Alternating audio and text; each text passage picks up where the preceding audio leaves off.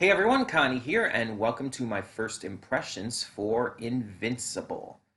So, for those who don't know, Invincible is a new adult animated superhero series, and it's surprising in a number of ways.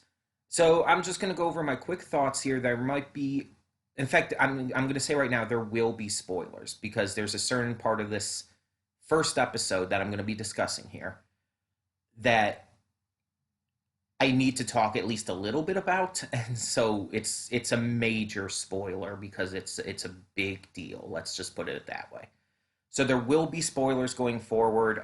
So I would suggest seeing the first episode before you watch this, unless you just don't mind. But if you do care, if you do want to see the series, I would suggest checking out the first episode first.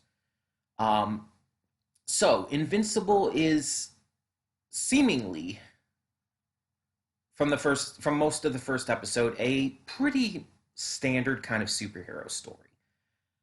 It seems to be both taking tropes from other superhero stuff, but also kind of not really parodying them, but more so paying homage to them. It doesn't treat them as a joke, but rather it's like, oh, let's show how much we love these classic superheroes, these classic tropes, and let's put our own spin on it. Let's kind of do our own thing with them. But while it's very clearly inspired by them. For example, there's this group of heroes who are basically the Justice League, like down to pretty much everything. The characters are so blatantly their own versions of the Justice League characters. You have a character who's basically Wonder Woman, a character who's basically Aquaman, and so on and so forth. And it's like the characters are interesting, but they they're very clearly inspired by these famous heroes. Um, then we have the Superman kind of stand-in, who is voiced by J.K. Simmons, which is amazing. He's this kind of like tough but friendly guy who lives with his wife and son. And just like Superman, he is an alien from another planet. And it's very Superman like. His powers are very Superman like, except kind of dialed back a little bit. Like, at least from what we can tell, he doesn't have like heat vision or anything like that, or he can't like blow and create ice or anything. His powers are mostly just super strength, super speed, invulnerability, that kind of stuff, flight. Um, but he married a woman, a human woman, after meeting her while saving the city. Kind of like, a Superman Lois Lane kind of thing. And their son is the main character. Matt, is it Matt or Mike? I God, I'm not even sure.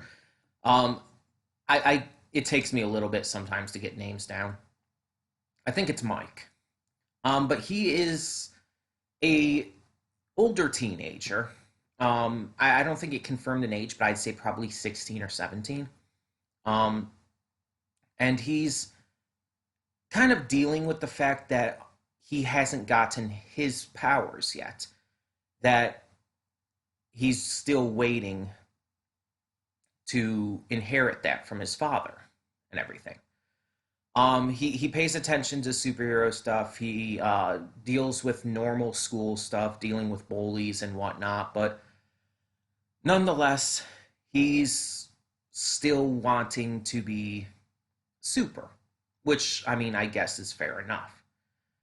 And eventually, one day, while working at a fast food place, he accidentally yeets a trash bag that he was taking out to the dumpster into orbit. And it's just like, oh, he has his powers now.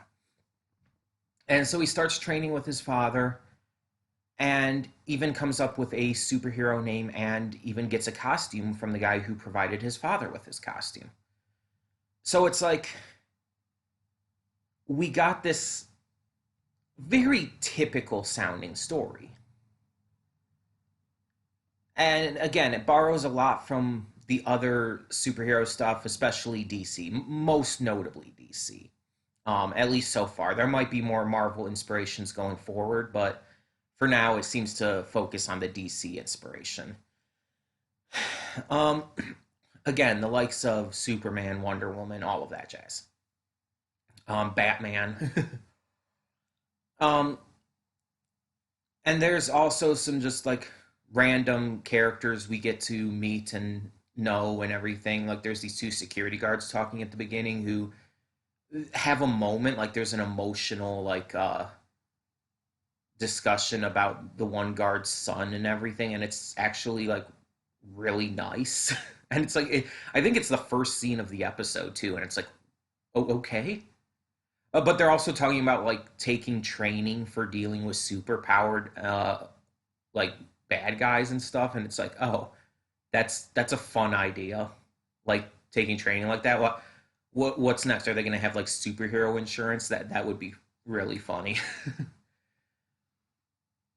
But it like shows that this world is extremely used to superheroes to the point where it's just the common everyday thing to think about that, to take training for that and whatnot. Um, so it's pretty interesting. Um, and then we get to the scene. The scene I warned about was spoilers. So by the end of the episode, all of the Justice League adjacent characters are called back to their base, which is in this mountain. Um, Pretty standard kind of thing as well. They're called back to the base, and at first they think the last guy who arrived called them there. But no, they find out really quickly that none of them called the meeting. So they start panicking, like wondering what's going on, who called them, how were they called if none of them did it. And then all of a sudden, the dad comes in. By the way, his name is Omni Man. He comes in and starts attacking them. This is completely unprovoked, completely out of nowhere.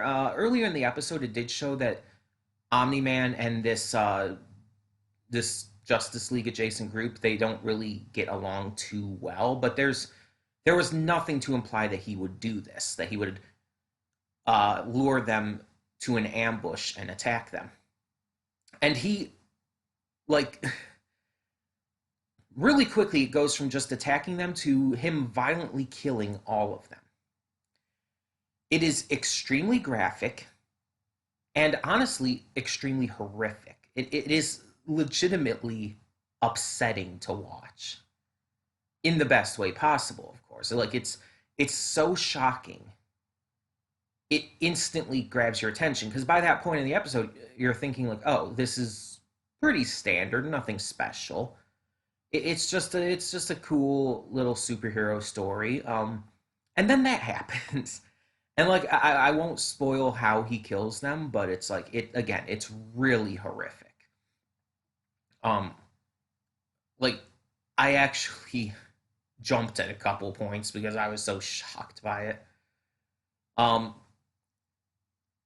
I will tell you right away though what my I won't tell you what the death was, but I'll tell you the one that actually bothered me the most was there's this one of the heroes is like I guess she's comparable maybe to I don't know Green Lantern or something. But she wears like she seems to activate her suit or whatever by chewing something based on what it showed at one point in the episode. But her suit is basically just a skin tight, like full body suit that covers her entire body, head, and everything. That's pretty much her entire look. I'll just say like her. I don't know why exactly, but her death bothered me the most. It shocked the hell out of me, and it bothered me. No other way to put it. Um, but yeah, it's like up to that point, the series was good. Like I enjoyed the episode. I was enjoying it. I thought J.K. Simmons was doing a fantastic job as he always does in the role. All the other actors and characters were good, and the story was fun and interesting. It wasn't anything special or new, but it was entertaining. I was having a good time watching it. Um, and then that ending scene hit. Oh, it wasn't even completely the end, just about, but not like 100%. Um, but when that hit, it's like it turned everything around. And it's like, oh, this is not going to be a normal series. It's one of those cases where it's like it leads you to believe it's going to be pretty normal, and then by the end of the episode, it just hits you with like that big surprise. I guess the first thing I think of with another series that had done that kind of thing is Gakko Garashi, which is an anime. Um, it's been long enough. It's been out long enough. I don't care about spoiling it as much, but Gakko Garashi at first in episode one seems like it's a normal slice of life school anime, but at the end you realize the main character is kind of mentally insane, and that she's imagining it's all a happy slice of life school anime when in fact they're in the middle of a zombie apocalypse. And it is one of the just greatest twists I've seen because it is so out of nowhere. And the opening even reflects it. The opening in the first episode actually shows it as a friendly school of life, a slice of life school anime. And then after that episode, after everything's revealed, we start seeing the zombies in the opening. And it's like, oh my god, this is amazing. But it's like that big twist that changes everything with the series, changes your perception of the series. It's very much the same thing here. It's like up to that point, it's like it seemed like your pretty average series. And keep in mind, this is based off of an actual comic series that I know nothing about. I've never heard of Invincible before. And going into this series, I didn't hear anything about it. Like, I just went into this, like, oh, okay, it's an interesting new superhero series, I guess. I'll check it out. I didn't know anything about, like, what the comics are like or whatnot. So it's like this took me so much by surprise.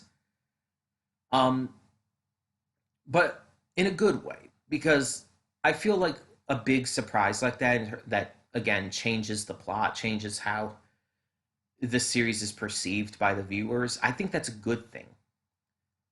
I've always thought that twists, when handled well, are excessively good for a series, or a movie or a game or whatever else.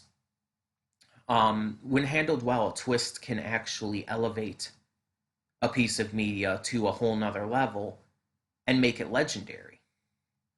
Think about the I see dead people twist. Like, think about how big of a deal that is in pop culture. Twists like that, like, shape pop culture. And this, I don't know if it's going to have as big of an effect. I don't know. Only time will be able to tell that.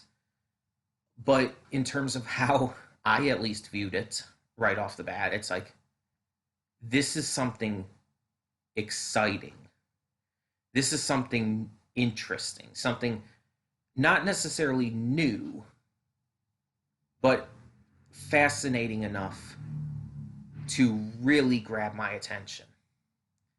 And the fact that it's J.K. Simmons, and also Stephen Yeun is in it. He was Glenn in The Walking Dead, and I know he's done other stuff. I just don't know what off the top of my head, but I know for sure he was Glenn in The Walking Dead. Who, for what I saw of The Walking Dead, was one of my favorite characters. um, but yeah, um, I think he's actually the main character, the son.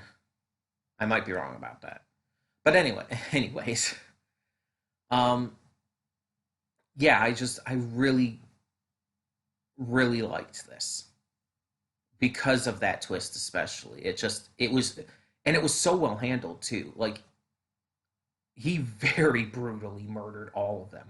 It was excessively graphic and excessively horrific to watch. Um, like, oh my god, it it wasn't quite as horrific to watch as like Blood Sea, If you've seen Blood Sea, you know what I'm talking about. If you haven't seen it and you don't mind seeing that kind of stuff, that kind of gory, horrific looking stuff, check out just a list of Blood Sea deaths on YouTube. It's, my God, that is still the most disturbing thing I've seen in probably all of media, but definitely in anime. It just bothers the shit out of me. Um, yeah, yeah. I don't even fully know why. I can't even explain it completely, but this definitely isn't on that same level, but it's pretty disturbing and it gets close. So, yeah, if you have not seen the first episode of Invincible, um, and you chose to watch this anyway, just out of curiosity or whatever, if you don't mind spoilers and all, I would definitely suggest checking it out. The first three episodes are out, and then starting on, I believe, the second, they will start. The rest of the episodes will start being released on a weekly basis. Um, so I would definitely suggest checking it out. It's worth it for sure. Um, it's well animated, has a great cast. It's well handled and written. Like even the dialogue is just really good. So yeah, tell me what you thought if you have seen it on the first episode of Invincible. And yeah, I won't be doing like a weekly or episodic review series for this. It's just first impressions, just to give you guys my thoughts. But like I said, tell me your thoughts, yeah, down in the comments below. And thank you all so much for tuning in. For now, I'm Connie and I'm signing off. See y'all next time.